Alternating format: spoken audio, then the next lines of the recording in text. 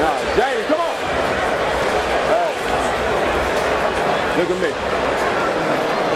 Listen to this. I don't like it. I'm good, B. I don't like it. Look, you know me. I know you. You got more, man. Too much goddamn hot for your own good. I told you you're boxing. Yeah, you can't keep telling me. Well, at this point, man, I'm losing every round. Boxing, what else gonna do? But the jab is the key. I got it. You gotta use it, man. Carl, if I come up here, man, I'm stopping. Okay. 7 coming up, man. 7 rounds. Okay. Do you got any left? Yeah, I got a little in me. Huh? I got something in me.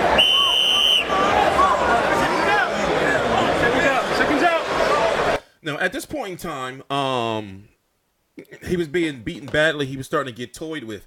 And a lot of people were saying in the build-up and after the fight, I noticed that he should have used the same strategy he did with Danny Garcia, you know, like in and out, you know. And also Barry Hunter is right. He wasn't using the jab, but whatever the case may have been, nobody gave him too much of a chance to win, and he didn't win. Now, with just 2 days later, right now it's 3:06 p.m. Eastern Standard Time, January the 23rd. Well, 3 days later, January 23rd, 2018, and the IBF has ordered Errol Spence to fight Carlos Ocampo. Now, if you don't understand how it works, when you're a champion, you have to fight somebody in the top 15 of your division. Of the rankings of the sanctioning body. So in this case, these are the names. Now, when you look at when he won the belt from Kell Brook in May, one thing about the IBF is which is one of the reasons why I like them. Another reason why I don't like him is because of how their rankings work, and we're still investigating what's going on with why Shawn Porter is still not ranked by the IBF, whether it's because the IBF chooses not to rank Shawn Porter, whether Shawn Porter has not notified the IBF to be ranked, whatever the case may be, the IBF will strip you. They do not like when their belt is being held hostage. Every year for the IBF, you will fight a mandatory. So they ordered him after he won the belt, right? He won the belt from Kell Brook. That was in May of last year. We're in January. He beat Lamont Peterson as a voluntary. Now the IBF is like, okay, you have until February the 22nd, just about a month from now, to get a deal done with Carlos Ocampo. You know, and that's going to be, you know, the mandatory, and that fight will take place likely in May, you know, or April. In my opinion, if I'm Errol Spence, it's looking like he's not going to get a Shawn Porter. He's not going to get a Danny Garcia. He's not going to get a Keith Thurman. Get this mandatory out of the way and make it the homecoming fight back in Dallas. I think that's the smart way to go with it, because the IBF don't fuck around. They will strip you. You know, and they don't even like step-aside agreements, and they don't abide by rematch clauses, you know? So he don't want to go that route, even though people are going to be pissed saying, you know, this is Keith Thurman's fault because he won't fight him and everything. Understand that Keith Thurman has his own path. Shawn Porter right now is getting a lot of fan backlash over the last couple of days because people are like, well, wait a minute. Why don't you want to fight Errol Spence? You're free. You know, I mean, even though you do have this injury you're coming off, you can still fight him sometime this year. Shawn Porter's like, hey, listen, I'm staying out, you know, until I get Keith Thurman. Keith Thurman is going to be fighting Jesse Vargas as his comeback tune-up fight, and that's not even a tune-up fight. You know, he's fighting a good fighter in April when he returns, and then he has to fight Shawn Porter, or there's some type of something going on with a rematch clause with Danny Garcia, whatever the case may be, but Keith Thurman is pretty booked up for this year unless he wins those fights. Let's say, for example, he beats Jesse Vargas, and if the stars aligns for Shawn Porter, he goes on to fight Shawn Porter, you know, and he beats Shawn Porter. Then he'll likely be able to fight in you know, December, or, you know, fight Spence in December, you know, or January or so. It all depends, you know. But I understand the situation that Errol Spence is in, that nobody wants to fight him, and people would love to see him versus Terrence Crawford in the future. But like I said in the Horn versus Crawford video, first, it's right for Errol Spence and these guys to say, okay, well, first Terrence Crawford, before people start saying he's up here, he's got to beat Jeff Horn first. But also, people don't feel that Terrence Crawford has much of a chance against Jeff Horn. And if we were to see a Spence versus a Terrence Crawford, it likely wouldn't be until mid to late 2019, if that, because of the promotional situation that's going on.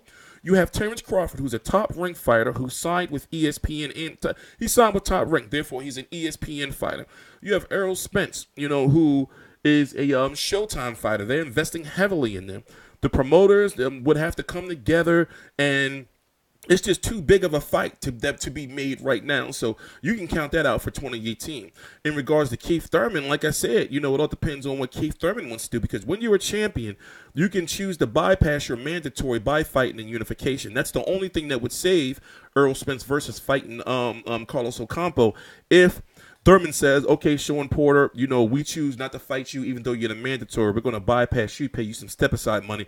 We're going to fight Errol Spence. Therefore, Errol Spence wouldn't have to fight Ocampo, and the WBC, the WBA, and the IBF wouldn't interfere. They wouldn't interfere in a unification 4-3 belts, especially if it's going to lead to be undisputed, and then the belts can be, dispersed back up again. But it's all in Keith Thurman's hands, and I feel right now Keith Thurman is getting a lot of shit, for one, because he won't open his mouth and go on social media and say, hey, listen, I'm going to beat all y'all motherfuckers up when I come back. I'm coming off this injury. Let me get Jesse Vargas out of the way. It looks bad on him, and it's definitely looking bad after the for those who don't know, let's go back and play it again, so you guys can see what I'm talking about. It looks bad that Shawn Porter is saying things like what he said in this video right here. Here it is right here. Please subscribe. We're gonna watch a little bit of it. Fight we had with which one was it? I think it was Adrian Granados. We were coming off of the fight with Andre Berto, and my dad said, this fight we're not going to spar you every day, every other day. He said, we'll spar maybe once a week, maybe twice, but we're going to have fights. We're not going to spar, we're going to have fights. So we treated our sparring as if it was a fight. And sometimes that's what it takes. My dad always... Oh, my bad. Pay attention. That's not the part. This part coming up right here is what I want you to pay attention to. And this is for people who haven't seen it already. Remember, you have to treat your videos like you're doing them for the first time. So this is for the people who haven't, who are new to the channel and haven't seen this yet. This is from Saturday night. As I said, it's the 23rd right now. This was on the 20th at Spence versus Peterson in New York at the Barclays Center when Shawn Porter did this interview with the media. Knows what it takes. So coming into the next fight, whether it's Keith Thurman or somebody else, I'm sure we'll handle it accordingly. We'll handle the training accordingly, and we'll know what we're ready for, and we'll be ready for it. What about the winner of this fight? Is that an option? Right now, it's not. It's not an option because it's the IBF. I'm not sure if I'm ranked in it. I've been told I'm not. I don't know for sure because I don't look at the rankings, but I'm actually being told that I'm not ranked in the IBF. I don't know for sure, which is crazy. I need to be ranked everywhere, but it is what it is. So right now, this is not going to be my next fight. Like I said, it's Keith Thurman, and we have to. We'll look somewhere else. Now, people were saying that he got real scared when he started talking about Errol Spence. By the way, his father, Kenny Porter, is right off the side of the screen right here, recording himself. Now, I can understand what the Porters are doing. I can understand it. But at the same time, the way fans are going to look at him is like, yo, what you mean you're not ranked by the IBF? Lamont Peterson dropped his belt so he could be ranked by the IBF. And from what I know, all you have to do is notify the IBF is like, yo, put me in the rankings. But also I know that if Shawn Porter were ranked by the IBF up until this point, they would have likely ordered him instead of Carlos Ocampo to fight. Another thing people didn't know, I've noticed, is when you're a champion, right? You're not ranked. You're ranked to get a championship. So once you win a championship, you're no longer ranked. So people were like, Keith Thurman is not ranked by the WBO or the IBF. Well, that's because he's ranked. That's because he's a champion.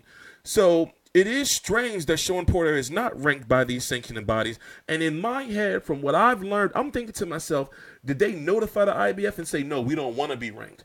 And was the logic behind that? Well, if we do get ranked by the IBF, we know Errol Spence is on that path, and they're probably going to order us to fight him. And then if we don't and decline it, it'll be a whole different can of worms.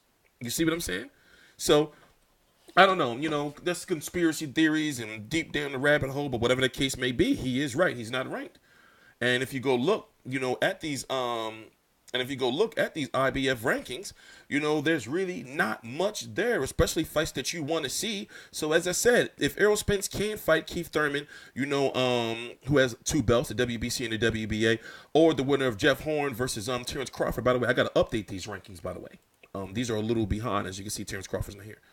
Then he has to fight somebody in the top 15 of his organization, and the IBF is like, okay, well, listen, it's your mandatory now. You won the belt, you got your voluntary, then it's mandatory. Then his next fight will be a voluntary. He can choose whoever he wants, you know.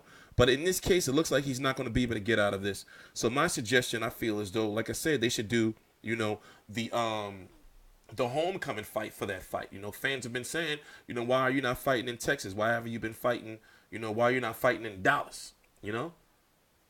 So I can expect for them to, you know, get this fight out of the way by like May or so, May or June, you know, and then they can start, you know, working on getting them a big fight to close out the year. But who is that name going to be? You know, guys got to step up. You know, this may not be a good year for Errol Spence, I hate to say. He may have Lamont Peterson, Carlos Ocampo, and somebody else like a Luis Collazo before we end this year out. No bullshit. Anyway, I'm TstreeT Controversy. This is TstreeT Controversy Live. I cover every single major fight live. So they have until February the 22nd to get a deal done or expect them to go to purse bid. I'm TstreeT Controversy. This is TstreeT Controversy Live. Please subscribe.